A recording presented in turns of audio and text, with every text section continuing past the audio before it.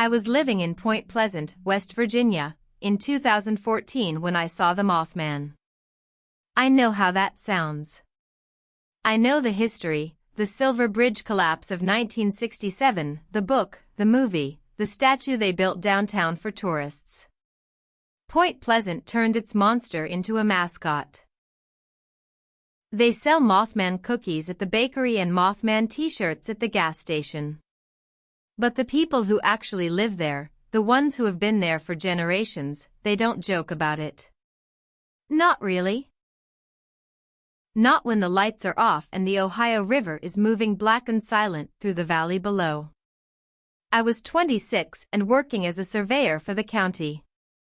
My job took me out to remote areas along the river, measuring property lines and marking flood zones. I worked alone most of the time. I liked it. The hills around Point Pleasant are dense with old forest, and in the fall, when the leaves turn, the valleys look like they're on fire. It was November, late afternoon, almost dark. I was finishing up a survey near the old TNT area, the abandoned World War II munitions storage facility north of town. If you know the Mothman legend, you know the TNT area. That's where the first sighting happened in 1966. Two young couples saw a tall figure with glowing red eyes standing near one of the old concrete bunkers. It chased their car at speeds over 100 miles per hour. I didn't believe any of that. I had been in the TNT area dozens of times for work. It was just crumbling concrete bunkers in the woods, surrounded by marshy ponds. Creepy, sure, but not supernatural. That afternoon, I was packing my equipment into my truck when I heard a sound from the tree line about 50 meters away. It wasn't an animal sound. It was mechanical, like the whir of a large industrial fan spinning up. A deep, rhythmic whooshing that made the air pressure change. My ears popped. I looked toward the trees. Something was moving in the canopy. The bare November branches were shaking, not from wind but from something pushing through them from above. Something large. Then I saw it. It came out of the trees and landed on top of one of the concrete bunkers. I say landed because it came from above, dropping out of the canopy and touching down on the flat roof of the bunker with a sound like a heavy bag of sand hitting concrete. But it didn't crouch or stumble. It landed upright, perfectly balanced, and stood still. It was shaped like a man, but it was not a man. It stood over 2 meters tall, with broad shoulders and a torso that tapered to a narrow waist. Its skin, if it was skin, was dark gray, almost black, with a texture that looked like leather or wet stone. It had no visible neck. Its head sat directly on its shoulders, slightly sunken between them, like a vulture's head. The wings were folded against its back. They were enormous. Even folded, they extended well above its head and below its waist.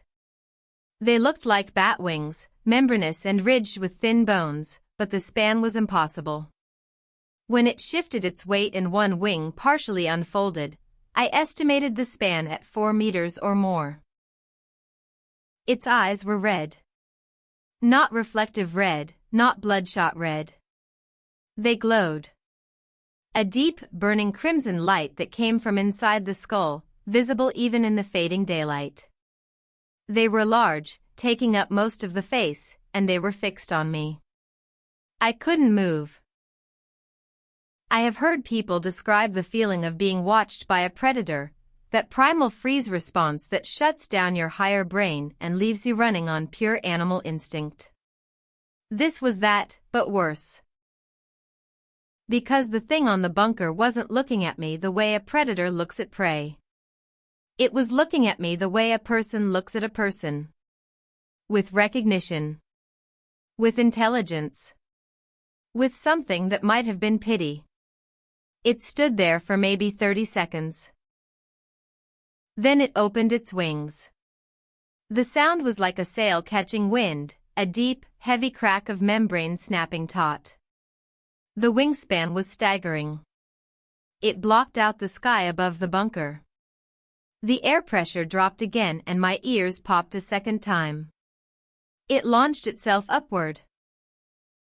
Not like a bird, with running steps and gradual lift. It went straight up, like a helicopter, the wings beating once, twice, and then it was above the trees and climbing fast. Within seconds it was a dark shape against the gray sky, and then it was gone. I drove home at 90 miles per hour with my hands shaking on the wheel. I didn't tell anyone for 2 weeks. Then I told my neighbor, an old man named Carl who had lived in Point Pleasant his entire life. Carl listened without interrupting. When I finished, he nodded and said, "You need to pay attention now." I asked him what he meant. He said every major sighting of the Mothman has preceded a disaster. The 1966 sightings came before the Silver Bridge collapse that killed 46 people. There were sightings before the Chernobyl disaster, before the 9/11 attacks, before the Fukushima tsunami. He said the Mothman isn't a monster. It's a warning. It doesn't cause the bad things, Carl said. It knows they're coming. And sometimes it tries to warn people. The question is whether you're smart enough to understand the warning. I asked Carl what I was supposed to do. He shrugged. Watch. Listen. Pay attention to things that feel wrong. When the feeling gets strong enough, leave. 3 months after my sighting, the chemical spill happened. A storage tank at an industrial site 15 miles upriver from Point Pleasant ruptured and dumped 50,000 gallons of a toxic solvent into the Ohio River. The water supply for 3 counties was contaminated. 9 people were hospitalized. The spill site was visible from the TNT area. From the exact bunker where the Mothman had been standing. I don't live in Point Pleasant anymore. I moved to Richmond. I have a new job. A normal life. But I dream about those red eyes. Not nightmares, exactly. The dreams are quiet and still. The Mothman stands in a field and looks at me and I feel that same emotion I felt in the TNT area. Not fear. Sadness.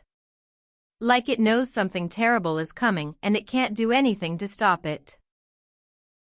All it can do is show up and hope someone pays attention.